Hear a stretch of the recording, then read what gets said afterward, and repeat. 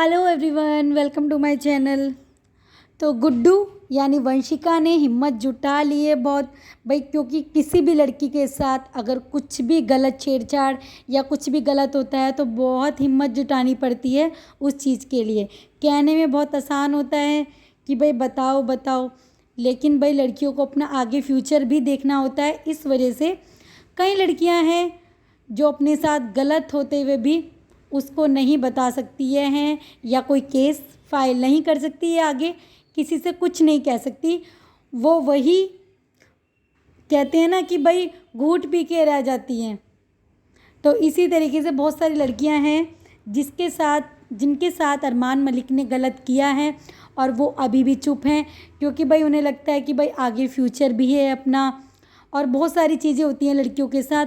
तो वो लड़कियां अभी भी नहीं कुछ बोल पाई हैं और वंशिका भी इतने टाइम से कुछ नहीं बोल रही थी, लेकिन फाइनली उस लड़की ने हिम्मत जुटा ली है और वो आ गई अब सामना अरमान मलिक का करने के लिए, क्योंकि कितना नीचता भरा इंसान है ये सभी लोगों के सामने आ चुका है। पर कुछ लोग अभी भी यकीन करने के लिए तैयार नहीं हैं। अरे भाई ये बताइए ना कि एक जो लड़की है 17-18 साल की, वो अपनी बेइज्जती क्यों करवाएगी? या जो इनके घर में खुद रही है, जो इसको चाचा बोलती थी, वो इसके बारे में फालतू गलत क्यों बोलेगी? कोई अपना क्यों मजाक उड़वाना चाहेगा? या कोई ऐसे ही किसी पे एलिगेशन तो नहीं लगा सकता ना। और सामने वाला को जब वो रिश्ते में अपना चाचा बोलती हूँ तो ऐसे कोई किसी पे भी इल्ज़ाम नहीं लगा सकता। लेकिन ये इतना नीच इंसान है ना, जिसके बारे में इतना सब कुछ आ सकता है, लेकिन फिर भी लोग इसे देख रहे हैं, अभी भी व्यूज़ इसको दे रहे हैं। काफ़ी हद तक इसके व्यूज़ डाउन हो चुके हैं, लेकिन कुछ लोग अभी भी हैं जहां उसके अगेंस्ट में वीडियो बन रही होती है वहाँ आके बोल देते हैं कि भाई तुम्हें क्या मतलब है, तुम्हारा थोड़ी ना रेप कर दिया उसने। तो भाई तुम्हारा क्या? एक लड़की, इसने ज़िंदगी ख़राब की है कई लड़कियों की। अगर आज कोई सवाल नहीं उठाएगा, कोई आवाज़ नहीं उठाएगा तो क्या?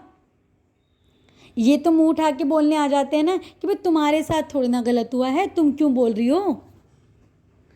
तो भाई जिस दिन तुम्हारे घर की लड़कियों के साथ हो गया ना, तब तुम देखना, तब तुम ही सड़कों पे इकट्ठे करने फिरोगे लोग ना कि आओ हमारी मदद करो, तब तुम्हारे साथ कोई नहीं खड़ा होगा। आज उस गुड्डू ने बताया, वंशिका ने, कि भाई किस तरीके से ये उसको बहला फुसला के, क्योंकि उस लड़की के घर में कुछ प्रॉब्लम चल रही थी, उसकी फैमिली के अंदर, मम्मी पापा के अंदर कुछ चल रही होगी, जैसे कि सभी फैमिली में चलती रहती है। तो वो कुछ टाइम के लिए अरमान के घर आ गई थी, क्योंकि उसके फादर का कोई दोस्त था जो अरमान का भी दोस्त था। तो इस तरीके से उसके पापा की और अरमान की मुलाकात हुई थी।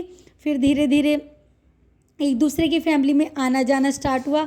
तो भाई ये छोटी बच्ची थी, उसको चाचा चाचा बोलती रहती थी।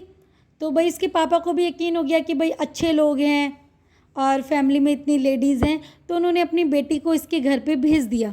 लेकिन उन्हें क्या पता था कि इस हैवान की हैवानियत किस हद तक है। भाई ये किसी भी लड़की के साथ किसी को नहीं छोड़ सकता है, छोटी बड़ी बुढ़ी कुछ कोई भी हो, मेल फीमेल ट्रांसजेंडर कोई भी हो, ये किसी को नहीं छोड़ सकता। तो इसने उस लड़की को, गुड्डू को, बोला कि भाई चलो आओ लॉन्ग ड्राइव पे चलते हैं।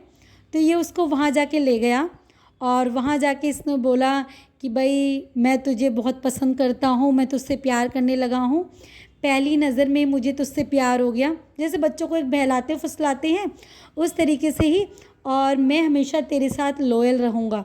अरे घर में तेरी 2-2 बीवियाँ पड़ी हुई हैं, एक को तूने डिवोर्स दे दिया है, अब तू उस छोटी बच्ची को बोल रहा है कि मैं तेरे साथ लॉयल रहूँगा, मैं तुझसे प्यार करता हूँ। अरे तू देख तो, तू है कौन? तू अपने आप को समझता क्या है? इसने गुड्डू को बोला कि भाई मैं तेरे साथ लॉयल रहूँगा, और ऐसा नहीं है, पायल और कृतिका को मैं बता के आया हूँ कि मैं तेरे साथ जा रहा हूँ, तो उन्हें भी कोई दिक्कत नहीं होगी। यानी कि भाई इसकी पत्नियाँ सामने से इसको बोलती हैं कि हमें कुछ प्रॉब्लम नहीं है, तुम कुछ भी करो। गुड्डू ने इसकी बहुत सारी बातें बताई है कि भाई ये किस तरीके से उसको बैड टच किया करता था, उसके प्राइवेट पार्ट्स पे कभी कभी टच करता था, और ये बातें कृतिका और पायल को भी पता होती थी। ये कितनी गलत तरीके से मतलब उसको टच करता था लड़की को। मतलब दूसरे का आप फ़ायदा उठा रहे हो ना, कोई बच्चा आपके घर में आ गया है तो आप उसका गलत तरीके से फ़ायदा उठा रहे हो। तो गुड्डू भाई बहुत ज़्यादा घबराई हुई थी और उसे भाई ये था कि भाई मेरे पापा को पता चल जाएगा, लेकिन अब उसके पापा को भी इस बात का पता चल चुका है और उसके पापा भी इसका साथ दे रहे हैं इस चीज़ में। तो इसने किस तरीके से उसके साथ इतना ज़्यादा गलत किया, उसने सारी बातें बताई हैं कि भाई ये क्या क्या किया करता था और ये अपने घर में आने वाली हर लड़की के साथ यही करता है, ये किसी को नहीं बख्शता है। बताओ वो 16-17 साल की लड़की, ये उसके साथ ऐसा काम कर रहा है। अरे रिश्तों को तो देख ले। और वंशिका ने बताया कि भाई ये सब बैठ के ना अपनी दारू पार्टी कर रहे थे। फिर ये बोलता है कि आज इसको गुड्डू को ना हम इतना पिला देंगे कि ये अपने पैरों पे ना खड़ी नहीं हो पाएगी। मतलब तुम दूसरे का फ़ायदा उठाना चाहते हो, बच्ची तुम्हारे घर में आई हुई है, तुम उसे उसके साथ कुछ भी कर लो।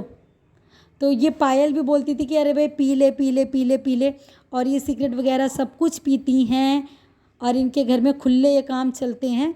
तो ये दूसरों को भी अपनी तरह समझते हैं कि भाई पी ले, दूसरों की मजबूरी का फ़ायदा उठाते हैं।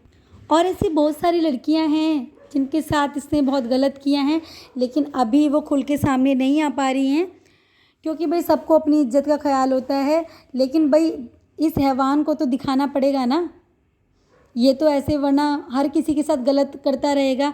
तो अब गुड्डू ने भी बोला है कि भाई मैं इसको बताऊंगी कि मैं इसके ऊपर तो पोस्को लगेगा, क्योंकि इसने जो मेरे साथ किया है। क्योंकि फैब से पहले जितने इनके व्लॉग्स थे वो उसमें आया करती थी, जब वो इनके घर में थी तब वो इनके व्लॉग्स में भी प्रॉपर आती थी। पर इस इंसान का तो देखो ना, कोई इंसान भरोसा करके अपनी बेटी को तुम्हारे घर पे छोड़ के गया है और तुम उसके साथ ये सब कुछ कर रहे हो, तुम उसे प्रपोज़ कर रहे हो छोटी सी लड़की को।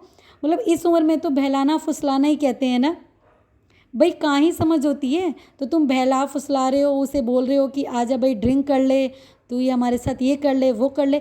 अरे भाई क्या क्या छिछोरापंती है तेरी, तेरा इतने लोगों से मन नहीं भरा है। पहले ही तूने इतनी शादियां कर रखी हैं, अब तू छोटे बच्चों को भी टारगेट करने लगा है। तो गुड्डू ने इसकी बहुत सारी बातें बताई है कि किस तरीके से अपने घर में आने वाली हर एक लड़की का इसी तरीके से फ़ायदा उठाता था। उसने बताया कि भाई जो दीपक मेकअप आर्टिस्ट आता है ना, ये तो उसके साथ भी गलत करता था।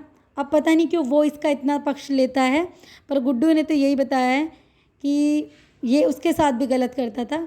ये इतना बेकार इंसान है। ये जो पायल जितना भी रोने धोने का नाटक करती है ना, गुड्डू ने ये भी बताया कि भाई वो तो उनके घर पे ही थी, सामने देखती थी कि भाई अरमान इसको बोलता था कि बस 2 मिनट के अंदर तुझे इस बात के लिए ये सिंपैथी वीडियो बनानी है, तो वो 2 मिनट के लिए अंदर रेडी हो जाती थी, क्योंकि वरना उसे पता है ना कि वो उसे गालियाँ देगा।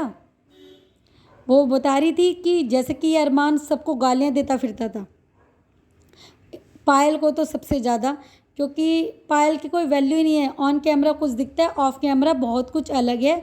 इनफैक्ट वो जो अपना बेडरूम भी शेयर करता है ना, वो भी कृतिका के साथ करता है। ये पड़ी रहती है अपने बेटे चीकू के साथ में, वो उसके साथ में। ये है ना कि बस उसने यही बोला है कि भाई बाहर इसको इतना सब कुछ मिल जाता है तो ये क्यों ही पायल के पास जाएगा। वो अपने बेटे के साथ पड़ी रहती है और बस उसने इसको रखा है कि भाई सिंपत्ति कार्ड तुझको खेलना है।